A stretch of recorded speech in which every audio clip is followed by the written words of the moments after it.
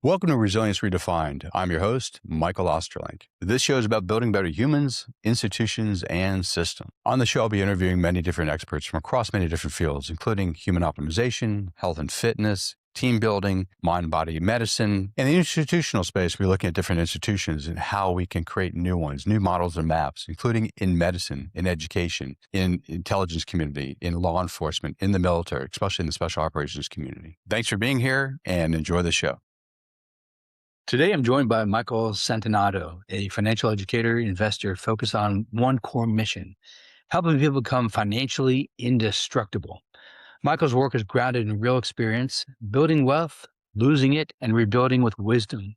He teaches people how to think clearly about money, risk, investing, and long-term stability in an uncertain world. This is not hype or theory, it's education, mindset, and practical strategy. I'm excited to explore how financial resilience fits into a broader conversation about leadership, stress, and freedom. Welcome, Michael.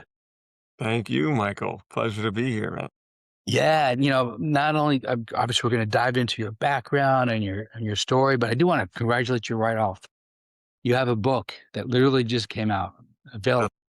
So I just want to do a shout out to you. What's the title of the book?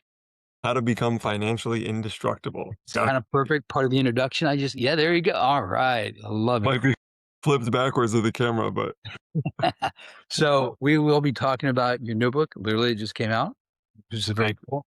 Before we even dive into your offerings and stuff, what got you into money as a vehicle to build a more resilient life?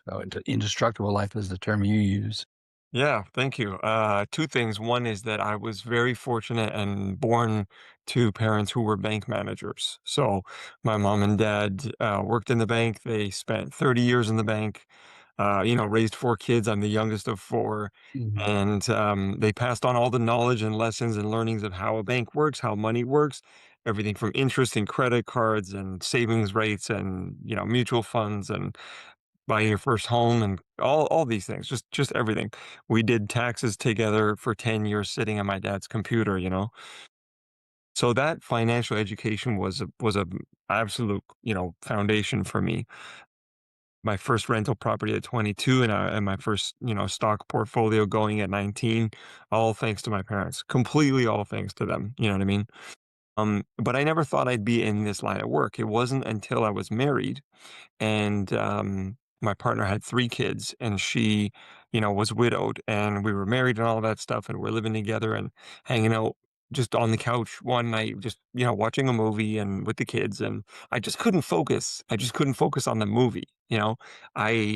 I was so distracted. I was looking at these kids out of the corner of my eye going, like, who's going to teach you about money? Like, nobody's teaching you about money in school. Hey, what'd you learn in school today? Anything about money? Nope. Like day after day, right? So I just was thinking, like, somebody's got to teach these kids about money. Like, so I don't know who it's gonna be, but and then it's just like, duh, like, You. yeah, it's gotta be you. Like your parents did it for you. You gotta do it for them, you goof. So I said, oh yeah, I gotta like really actually put the time in like my parents did, and I gotta do this. And then I realized it's the same situation for 95% of families easily.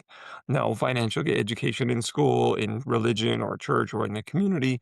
They don't have time to educate themselves. They don't know what to do, what not to do, and the products and the language is confusing. So I said, this is a huge need. This is just a massive need. And so it all just kind of came together and got my financial advising license, and then been doing that for almost 10 years, wrote the book. The book was a 3-year labor of love over COVID, and then finally got it done and published. That is fantastic. Congratulations once again on the book. Thank So, you. as you said, you've been doing this for a little while. What are you finding when you talk to people about money? Like, what are at CFA we call it a boo, background of obviousness, like things people can't see because literally right in front of them. Right. What are some of those things that you've noticed that people like just can't see? Yeah. Yeah, a lot of the complaints that I hear are synonymous. Doesn't matter Canada, America, wherever, even Europe. Like the language is confusing. People say there's so many products, there's so many options. I don't know what to do with my money. I don't know where my money goes. Some people make good money, but they don't know where it goes. In this weird world we live in, you can make $1 million a year and spend $2 million a year. So those kinds of complaints are kind of the same. The banks don't tell me anything. I got money at the bank, but I don't know what I should be doing with it. I think it can be working harder for me. I know your money's supposed to work hard for you, but I don't know what to do with it. And it's just a lot of overwhelm and confusion. That's been pretty consistent. Consistent. In this process of working with people, helping them open to eyes about all the different possibilities, what have you learned about yourself? Yeah, that's an awesome question. I don't think anybody's asked me that question. In this process, what I've learned for myself is I am I am not invincible, which is why I wrote the book How to Become Financially Indestructible, because I'm on this journey too. Yeah. And there's always more to learn about money. Like I started working with a lot more business owners recently, and they have you know, a different set of problems and a different set of questions and queries. And then because now everyone has information with YouTube and things like that, people are finding information and they'll send me like, "Hey, what do you think about this?" And so, just yesterday I learned about the average individual investing in private equity, which traditionally private equity is reserved for accredited investors, and private equity, for anyone who doesn't know, is basically firms that buy other firms and grow other companies, and that's their business.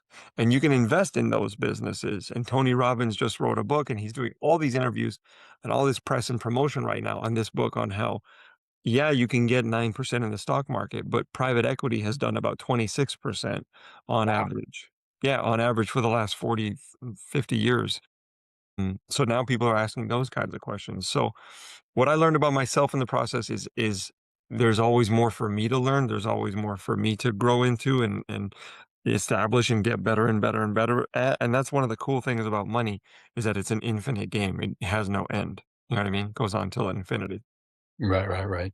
Now, would you say you're learning, when you first started compared to now, what are the things that show up like, oh, this is new, I'm studying, I'm learning 5 years ago, this is different 10 years ago. And give me some examples of like, holy moly, this is the new space for me to explore, cutting edge for me.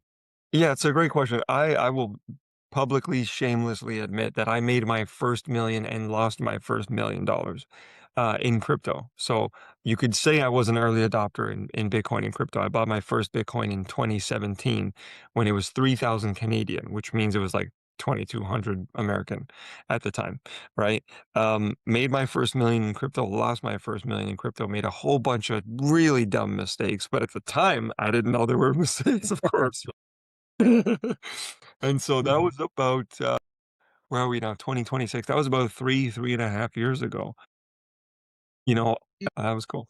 Um, so I'm not immune from mistakes, and what I've learned about myself and what I've seen change in the last few years is the amount of scams. Like, the amount of scams are getting more and more complex, more and more advanced, more and more seemingly legitimate, but are definitely not. And so, I lost that million, a good chunk of it, by getting screwed over by a scam. I had this guy I was investing with. We were investing together for a few years. He was producing amazing returns, was paying everybody out, me and some friends and some family and people, paying us out every year, really good returns, really good returns. And then one day it all just disappeared. And he just disappeared with all the money. And it ended up being a pyramid and a Ponzi, and the FBI interviewed me and the RCMP interviewed me. And it was so elaborate. It was so elaborate and well done, and we met this guy with church, he went to church and, giving him chunks of money and meeting him in person and meeting his family. So elaborate, like, so it's just like no one is immune and the scams are getting more and more complex. So investing in trusted institutions and trusted people and doing an even greater degree of due diligence is more important than ever. Okay, that makes a lot of sense. Sorry to hear about the loss. Sound like a lot of lessons learned. Okay. Tons, Uh, tons. uh, I'm not worried about it because I learned that, hey, I made 1,000,000, I can make it again. If I've done it once, I can yeah. do it again, you know what I mean? So I'm on to my next one. So, like, you already talked about trusting institutions and obviously finding someone like yourself that you can trust to help you understand what to invest in. But if someone's listening to this and, I've shared this with you privately, I've been doing resilience work forever, but I've never done anything around money. Like Yeah. that's a blind spot for me. Right. And meeting you and talking, I'm like, holy shit, like that's dumb on my part. And I have to imagine, there are other people like me out there who like haven't given a lot of thought to it as Right. part of a resilience program for yourself and your family. Makes sense. Yeah. So Yeah. to talk to me about like, if I was going to parse out the market, so here's some things I would encourage a client to start thinking about, or at least be aware of. So when I do work with them, they know what I'm talking about. Yeah, for Fiat sure. currency, like how do banks work and the different investment vehicles and Yeah, exactly. look like. Yeah, I'm flipping through the book here looking for a specific page, but basically there's a diagram that everyone should know. There's an essential, education piece that everyone should know, which is the financial house. So the financial house is basically a house. Where you think about a house with different levels. And the funny thing is people try to build their financial house top down. So what that means is they start with their goals and dreams and then worry about or focus on investments. I got to invest my money, so, that sort of thing. Then they forget about debt and they forget about protection. And oftentimes in the worst of cases, they forget about their income. But the proper way a financial house is built is in the same way that any house is built. Any building, skyscraper, condo, office building, doesn't matter. It all starts with the foundation. What do they do with the foundation? They dig underground, they peel away the dirt, and they put a foundation of really strong concrete under the earth. Okay. Then the first level is level above ground. And that is like where the first layer of the house or the building, the lobby goes. In the financial house, it goes income and then protect that income. What people neglect the most is ironically the thing they should take care of immediately, which is protecting that income. So protecting looks like different forms of insurance products or protection products that keep your income in place, since the rest of the house is dependent upon your income, because you can only build as high up as your foundation is deep. So your foundation is your income. That's what everything is based on top of. If you have kids or wife or spouse or business or people that depend on you, even if you're taking care of an elderly person in your house, taking care of your income and protecting it should be priority number one, because rent, clothes, food, entertainment, lifestyle, like the gas bill, heating, things like that, that will all come from your income. So protecting your income through the right products like critical illness insurance or disability insurance or accident insurance or a health plan in America or life insurance, right? The wealthy, I study them like mad. The one percenters, the 0.1 percenters, they buy tons of insurance because they hate risk. They want to eliminate risk and pass off the risk to an insurance company. That's what they're doing. So as soon as a child is born, parents, grandparents, aunts, uncles, they all buy different insurance products for the kid because it'll always be cheap the younger you are, right? After protection, after you've protected your income, then you have to eliminate debt, because debt is the next level that can really hurt people. And most people get into debt at some point, whether it's paying for medical bills or starting a business or tuition for their kids or whatever. Debt can eat away at your peace of mind, your power, your finances, your cash flow, all of that. That's going to make you very vulnerable, opposite of financially indestructible. Yeah, yeah, yeah, yeah, yeah, Right? yeah. Once you've taken care of that level, then the next level in the house is investments and savings, because your money can work harder than you can, and it should work really hard for you. And you should be investing, otherwise, you'll be working until the day you die. Then the last level is goals and dreams. So, Ah. what most people do is they focus on the roof first and then top down. But you never see anywhere in construction, anywhere. It doesn't matter if it's New York, Toronto, Chicago, wherever. They never bring in the roof with a crane and tell the guys, "Hey guys, okay, so now build the rest," you know, top Yeah, to yeah. bottom. They just don't do that. It's bottom up. So for you in your line of work, resiliency or indestructibility is about building your financial house the right way up. I love that. That is a fantastic model. Let's break down each of the floors of the model. And I'm really curious on the psychological side of things, Sure. because I have to imagine most people have some sense of insecurities or fears around money. And I'm wondering Yep. what of those things might show up at the income level, at the insurance level, that you just shared, what's, Yeah. what was after insurance? Debt elimination, Debt elimination, investments and savings, investments and savings, and then, goals and dreams. goals and stuff like that. Yeah. Yeah. So break each one down and just share with me the kind of the psychology behind it. Sure. That's a really cool question. I don't think anybody's ever asked me that either.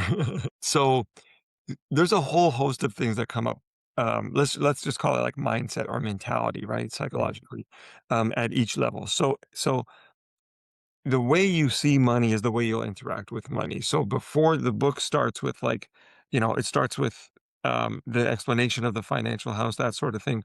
But before I get into actual products and like the levels in depth, I say, where I talk about your relationship to money, how you relate to a thing governs how you interact with it, right? So like Wayne Dyer famously said, what you look at, if you change the way you look at things, the things you look at change, right?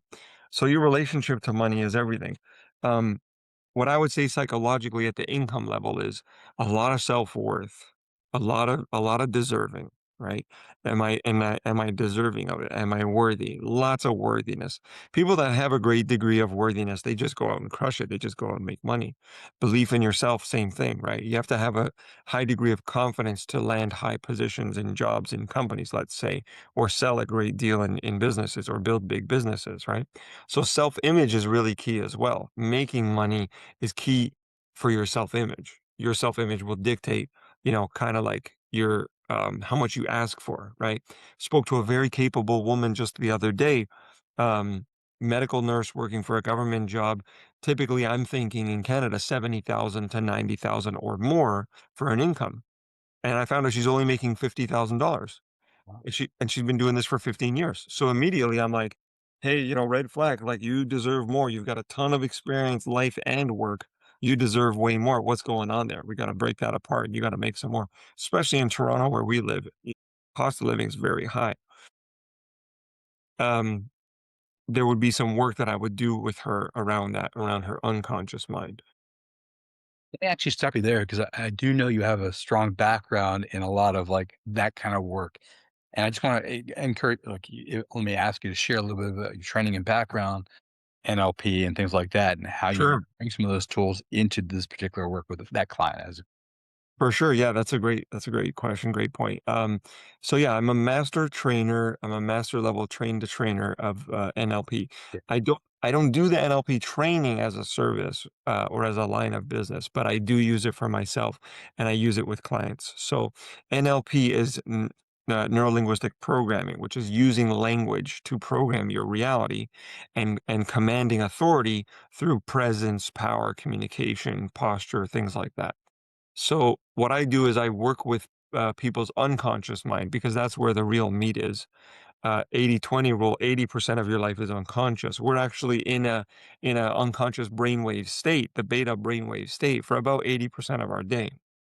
So we're on autopilot. That's that autopilot thing, 80%. So if you wanna make a big difference with someone, which obviously I do, you do, working with someone's unconscious and their deeply rooted beliefs about themselves, about money, about others, that is massive, like, just to get the biggest, effect with the littlest, time or effort. mm, So I'll spend about 3 to 5 hours with someone over 3 different sessions spread out, using some techniques and some painless, pain-free, simple methods to walk people through a process that allows them to release limiting decisions, limiting beliefs, and limiting emotions or negative emotions around money. And that just works miracles. That allowed me to earn my first 6 figures. That allowed me to, have my best year in business last year, which is multi 6 figures, my first multi 6 figure year. And I've just seen miraculous results doing this work for over over 12 years now, doing this work with clients on that stuff. okay. So, and then the next level where people have to, you recommend insurance against, life, basically, you know, which I actually have to acknowledge. I do have insurance, just in case I'm disabled, and so it'll cover my income. So Good. I'm not that, done. Mm. Yeah, inept. So, and I've had that for years. I've had that for years. But like, is that at that level? Is that more of an education thing? people know that these things are you need and they're what's even available? Oh, Yeah, yeah, huge. Education is essential for all the levels, and especially the protection level. Why? Insurance gets a bad rap. You know what yeah, I mean? Insurance gets a bad rap. Some people actually think, and this is a mistake, but I have clients that are real estate investors, and I do spend a good amount of time educating people who are real estate investors. For people that are real estate investors or just asset rich people, they think, oh, my assets or my real estate or my investments will pay for things when I'm dead. Yeah, well, congratulations. What you just invited your family into is a lengthy process with the IRS, a time consuming process, and a period where they won't get the money and they'll have to go through paperwork and hoops and lawyers and all these things and accountants just to get that money. And guess what they're going to have to do in the meantime? They're going to have to pay for your funeral with that money, meaning in the meantime, they're going to have to liquidate their own assets or go into debt to pay for said funeral. right. Yeah, yeah, Right? yeah, yeah, yeah. Maybe where you live and maybe different parts of the US, funerals are not that expensive. In Toronto, where I'm from, population of 4.5 million people, you're looking at 20 to 30 grand Shit. or more. Yeah, Okay. for a funeral. And some people think also, oh, just put me in a box, arrogant, and just I don't need much. That's still 5 to 10 or 15 grand. Not even joking. Wow. So education again, that's just the life insurance side. The other thing is accident insurance, disability insurance, critical illness insurance. Cancer is 1 in 4 people. Yes, we're living through it, but they have financial impacts, Yeah. right? Time off work, you need home care worker, you need medication, drugs, scans, processes, time off work. People don't realize time is money, and you being off work or your family being off work, whether they work for themselves or are in a job, that's time off work. That's time is money. You're losing money, Of course. Yeah, yeah, yeah. right? So, and then you got diabetes, you got all these other conditions that are costly and time consuming and things like that. So, and then you have accidents. I fractured my knee in France last year, Mm. right? Fell off a bike, hairline fracture on my knee, couldn't work for 2 weeks, crutches, leg brace, physio, rehab, all that stuff. Time away from my business. Thankfully, I had an accident policy, paid me a couple $1,000s. Yeah, pretty good for covering the bills and paying a week or two and a couple weeks of time off work. Absolutely, the protection level is an education thing because we take things for granted, and we take for granted the fact that time is money, and being away from your job or business is costing you money, and poo-poo does happen, shit does happen, right? Yeah, yeah, yeah, yeah, yeah, of course. I Yeah. fell off a bike, right? I got COVID and COVID. I was off for 2 weeks with that, right? I had, severe burnout in my first business in 2012, severe burnout, and my cortisol levels were through the roof. Doctor said, "You gotta be off work for 3 months." Man, this is time off work, like, this is just time and money, so these products exist to, again, pass the risk on to another company, so it's absolutely an education piece, and, I think you have to give up some pride, go back to the psychology, you gotta give up some pride. When I sit down with a husband and wife team, it doesn't really happen anymore, but in the beginning, it was happening where, like, the man would be like, "Well, she'll just sell the house," or, "She'll be fine with the savings," and the wife would look at him like, "Oh, really? You think I'm gonna sell the family home? You think I'm gonna sell the home to pay for your funeral and your ass after you're dead?" So, there's a bit of a pride and an ego piece that has to Yeah, yeah. go with the first level. Makes I'm curious on the debt piece, which I think is the next level. Yes, it is. And, my first question for you was like, oh, I have to imagine there's a lot of fear around debt. But I do wonder if that's actually true because it seems to me that a lot of people are in debt, here in the United States, our country's in debt. Almost every state is in debt. Like, we actually is like a debt nation, a debt global debt. Like it's very, Totally. what are you finding in terms of any of the psychological aspects around debt? Yeah, great question. Um, Debt equals death. Like, but the thing is there's 2 different kinds of debt. There's good debt and there's bad debt, Mm, right? The psychological piece, it's more of an educational piece, but, like, it's a bit of a trap, like, the thing about the debt is that it can be a trap, and it's hard to get out. I don't know that it's so much about fear on the debt side as it is about, control and empowerment. Yeah. feeling out of control. You're at the mercy of the debtor, or the creditor, rather. The debtor is the individual. The creditor, the person issuing the credit. As soon as they use it, it turns into debt. So it's more about, I think, control and empowerment. It's also about being honest. Like when people are drowning in debt, they're living in like a fantasy world, right? Debt is so destructive because it compounds, and the rates are so high, especially on credit cards or these cash loans, payday loans, paycheck loans. Those things are horrible. The fees on debt are outside of the interest, and they're often tacked on. Mhm. So private mortgages and private lending for mortgages here in Canada is pretty big. It's a pretty huge market because our banks are very stringent on like whether or not you can afford a mortgage. Those rates can be very high, but every time someone does a private mortgage, there's fees to the lender, fees to the lawyers, fees to the advisor or the mortgage broker, lots of fees. So people got to be aware of these fees. They have to be in control. They have to be willing to take control. If they're in high amounts of debt, they have to start to say, like, F that, fuck that debt. And they have to take control and say, I'm not doing that. I'm not living that way anymore. And start to use the different ways to get out of debt. There are different ways. There's about 5 good ways to get out of debt that anybody can do. But psychologically, to go back to your question, I find it's about control. It's about power. It's about seizing control. Debt really equals slavery, really. The In ancient times, people who had debts became slaves or were slaves. And even in America, how did you earn your freedom? You had to pay off your debt. You had to work off your debt.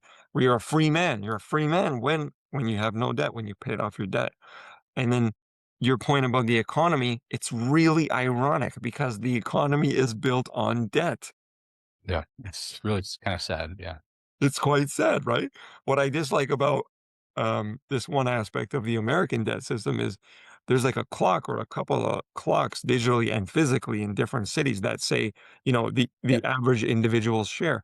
Well, you're not signing that's ridiculous. That's unfair. The individual father or mother is not signing $3 trillion debt bills into the Senate or into the government. But that's what the politicians are doing. They're signing every day billions and trillions of dollars of debt. Shouldn't be fair to pass that on to the individual. Well, I agree. And I'll tell you a funny story. I think you and you might know that I did about 20 years of public policy as well as all my coaching and therapy work. And I did foreign policy and defense, national security type stuff. And I remember during the Obama administration that he was pivoting to Asia, and one of his big things is I think it was like 2,500 U.S. Marines to Australia, as an example. May have been a little bit more. And I'm like, do you know who's paying for that? Because it was a bulwark against China and China's expansionism. And do you know who's actually paying for U.S. forces to be in Australia to protect against China? Right. China. This is such a fucfucking game. It's so silly. It is silly. When you think about I'm glad we're here at this in the conversation. Because when you think about the world, think about the countries that are literally borrowing and buying trillions of dollars of debt from each other. It's just so silly. It's just monopoly money. It's just so silly. Like it's the most ridiculous system when you think about it. Like in COVID and after COVID, the US was printing trillions of dollars to Yeah. stimulate the economy, right? And I did the math one day and it was like an obscene amount of money. Like, we're talking, like, hundreds of millions of dollars of debt, of interest-only payments, not principal payments in debt that the US would be paying at a very simple conservative 1% interest rate each month. Just think about and then the greatest, owner of America's debt is Japan, I think, right? Yeah, I think it's the Japanese and Right? China's close and Saudi is pretty close to that. Yeah. It's funny, it's nuts, it's like they're half a world away, but it's like Yeah. they own so much of the debt, and they just keep printing more, and they just keep making more. Money itself is made up. There's a fantastic documentary I love so much called The Laundromat on I don't know Netflix. that one. Okay. Alright. I absolutely must watch for everybody. Meryl Streep, like, never mind Meryl Streep, but, like, just phenomenal, phenomenal movie about money and the American, system, and, of course, I also love, The Big Short, the Hollywood movie, Don't know which about it. The Big Short is you gotta see that. That's like a Hollywood movie Brad Pitt, like Steve Carell, like phenomenal about specifically the 2008 crash. And you just see how funny it is, the system, the monopoly money of it all. I don't, not to get too much into public policy, but I co-led the effort and audited the Fed after the 2008 collapse. And I think it was around 2011 we got the audit, and we found out that the Federal Reserve loaned about $14 trillion to domestic banks, foreign and domestic banks and businesses. And I was like waiting for a revolution on the street, like $14 trillion to their friends globally. Yeah, Yeah, yeah. We had like Ron Paul, Rand Paul types, libertarian types who like, this is horrible. We had Bernie Sanders who's like, this is horrible. But like nothing from the mainstream media. yeah, And I'm like, whoa, if this doesn't cause, people to come to the streets and say, what the hell is our right. financial services industry up to? Like, Yeah, we're screwed. yeah. And then for the whole 2008 thing, everything, only one guy went to jail, like of all the massive frauds and crimes, like, I know but, like, and the individuals didn't get any money in 2008, right? I guess they learned their lesson in COVID, and they gave stimulus checks to individuals, but in 2008, 2009, the average mom and pop shop, the average individual didn't get any of that money, man. Yeah, yeah. No, Oh, it's goofy. all right. On top of the debt, Uh what's the next level above debt? That wasn't, then that's investments, right? You got it. Yeah, investments and savings is after eliminating debt. Now, let me explain for a moment why paying off the debt is first and before investments and savings. Oh, Because the debt rates and the interest rates on debt are higher than your average like ROI return rate of return on your yeah, investments. that makes So sense. some people, I see some clients who are like doing both. They're like investing or they're paying debt or they're like, should I do one or should I do the other? And I always say let's do the math because I want to show them. I want them to see it for themselves. Math is the language of money. So I pull up my share screen, Zoom calculator, and I go, let's do the math, right? We do the math and it's clearly obvious like paying off your debt is a greater urgency because it will net you more in the end than investing, right? Okay. So I'm like, attack the debt, attack the debt. And there's 5 different ways to get out of the debt that are in the book. Nice. About about Nice team. investments. Read the book. Grab the money, $30 for an awesome financial education. Come on. I got the book. You did, yeah, I saw that in your post, it was awesome on Instagram, thank you so much. So for the investments and savings, what's there psychologically? I think again, a little bit of humility where we have to realize that our money can work harder than we can. Your money can work 24/7, doesn't need to sleep, doesn't need to eat or be fed or drink water, it can just work 24/7. You cannot, right? And then if you don't invest as well, you literally will be working for the rest of your life, pretty much until the day you die, right? Social security is not enough. In Canada, it's not enough either. It's only a portion. So you have to have something that in retirement will cover and make up the difference. Mm. Um, Savings and investing, you have to also, another education piece, you have to have the knowledge that as you invest more, you'll have more. Like, this is a message for the people that don't have a lot to invest. They're like, "Oh, I'll invest later in the future, or when I have money, I'll invest." No, no, you need to start right now.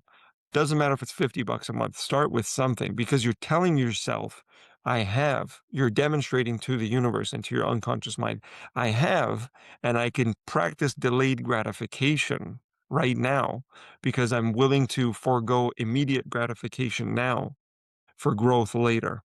Right?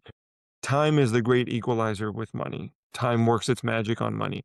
9% on the S&P 500 on average, most insurance Excuse me. bless you. Most insurance policies on a whole life that is an investment insurance policy type that will pay 6 to 8% annually as well. So you have to have the education piece of these products and what they'll do for you, but you have to be willing to sacrifice now, delay gratification, delay the dopamine, and put the money aside for later. And Jack and the Beanstalk, let it grow, plant the seeds and let it grow, and forget about it. Wake up the next morning and or next year, and it'll be more. You know what I mean? So psychologically, having that courage, if you will, maybe that humility as well, and that clarity and control and discernment and discipline to delay immediate gratification and do it on a long-term consistent basis as well. It's habitual. The thing about investments and savings psychologically is it's a habit. Savings is a habit. My Yeah. parents taught me every week or every 2 weeks, have it automatically, so you don't even have to think about it. Have the money automatically go from your bank account into that product so Mhm. that you're not even thinking about it. It's automatic. It's a habit, habitual. That's smart. And actually, I'm just thinking out loud. I have a young man who's a client, and one of the things he's been talking about is investments. I'm going to send him your book as a gift for the new year. Yeah, okay, cool. Cool. Yeah. Look at that. Thank you. Investments and savings. He wants to save more and invest. So both of those things fit with what he's interested in doing, and he's not in debt, so that's good. On top of that is more the aspirational, the goals, Yes. the vision. So, do most people have that? Do they know what they should be aspiring to? Yeah, good question. Everybody has goals and dreams for sure, spoken or unspoken, often some spoken, some known, some unknown, but everyone has goals and dreams, ambition, right? You just live your life and you see things or you experience things and you're like, I want that, right? I want that one day, or that's going to be mine. So, I think everyone does have the goals and dreams. The courage to go after them is another thing, a whole another, ball game. But coming to the financial model, the goals and dreams come later. And the funny thing is, everything's ironic, I swear, everything's backwards. The funny thing is when you build your house with the right foundation and all those levels, and you do all those levels, the goals and dreams take care of themselves. Okay. Right? That's the funny thing is when you've taken care of your debt, when you're making a good income, when you've got the right protection products, when you're investing and saving on a regular basis, your goals and dreams just kind of happen. They will happen, they can happen because you've got a financial house full of integrity. You've built it the right way. And the goals and dreams just happen in time. If you're letting your money work for you, if you're not in crazy amounts of debt, if you've got the plans and the protection products for setbacks, because like I said, poo poo does happen, right? Yes, that's Get sick, fall off, a bike and fracture a bone and get a diagnosis, whatever, then you're prepared for those financial impacts. You're braced by them. The goals and dreams just kind of happen. I do throw in the money on the goals and dreams when I work with someone and I'm doing advising or consulting. We do the math on the goals and dreams. So you want a vacation to France in 3 years. You want a vacation to a special island. You want to go back to your hometown. You want to do a 3-month trip in the summertime with your kids when they're off university or something like that, 2 months. We put the financial plan in place and run the numbers of what you need to start saving now or how much you need to start putting away so that that's done. Disney World is crazy hella expensive for some people, but it's a huge dream for a lot of people with young kids, right? So that's a beautiful one. Some people just want to pay off their mortgage, pay off their house, be debt free, right? Mhm.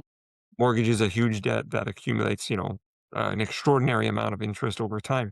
So some people think smartly, like, I want to pay that off early. So um, everyone's goals and dreams are different, but I think the two main points are they happen automatically when you take care of everything and everything takes care of itself.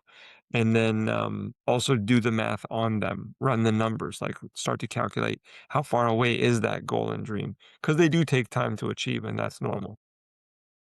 Well, this is great. It's so nice to have a visual map and then to talk through each of those steps. And then you said it's in your book. What's the title of the book one more time? How to become financially indestructible. Nice. And where can people find your book? It's on Amazon. It's on, Barnes& and Noble as well. Everybody uses Amazon, so it's on Amazon. There's a hardcover, there's a paperback, and then there's the ebook, and soon the, audiobook. I'll need a good It's right because I order that as well because I listen to books all day. Rock.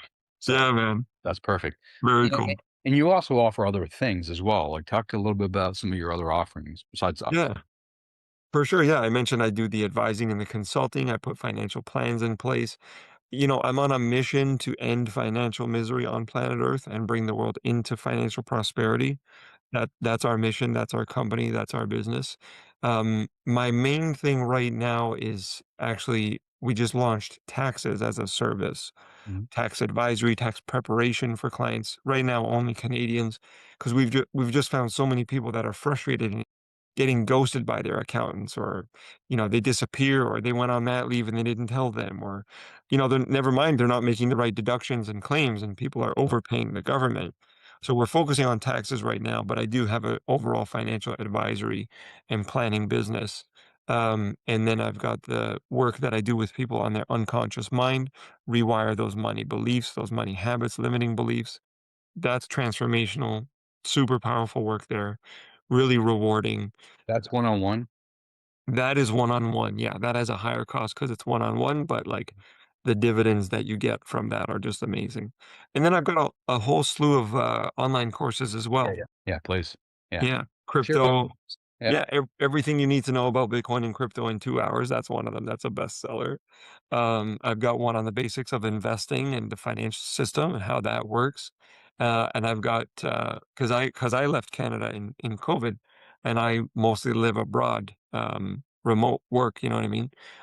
So how to, like, leave your country for a better lifestyle, working abroad, how to choose the right country, how to know where to live, factoring in safety, security, medical expenses.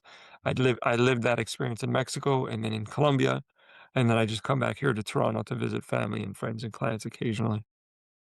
That's awesome. And with so many digital nomads as a movement, that's Yeah. got to be a really, really, really valuable and popular course, I could imagine. Now, I just want to be clear. So, like, all the courses are available for anyone all over the globe. Yep. The taxes and your financial consulting is for Canada, but your financial consulting is also for the States. That's right. Yeah. The systems are basically the same in Canada and the US. Okay. I create financial plans and pathways for people in Canada and the US. The systems are basically exactly the same, just like the words are different. You know what I Okay. mean? What you guys call a 401k, we call it RRSP. What you call a Roth IRA, we call it TFSA, but it's the same system. Well, when you guys become the 51st state, you'll know. Hey man, anything's possible. So, where can people find all of these great products that you offer, including your book? You said Sure. your book on Amazon, but I know you have a website too. Yeah, books on Amazon and Barnes and Noble. Books also on my website. My website, michaelsantonato.com, is basically the portal for everything. Um, the courses are on truefinancialeducation.com. And yeah, I'm on YouTube, Facebook, Instagram, all that good Wow. stuff. I'll make sure to include all those in the show notes. Thank Michael, it's been great to talk to you. It's been very enlightening. I'm very much looking forward to diving into your various programs, including I can't wait to listen to your book. So that's gonna be a lot of fun. And I thank just you. wish you much success in how many people do you want to affect in this world, make them financially indestructible? Yeah, my mentor said, your dream should be as big as, like, it'll take you 10 lifetimes. So I don't have, like, a number. Okay. The mission is to end financial misery on Ah, so I love that's awesome. From your lips so to God's ears, maybe so. maybe. Thank you. Great to see you, Michael. Have a great night, man. Thank you, Michael.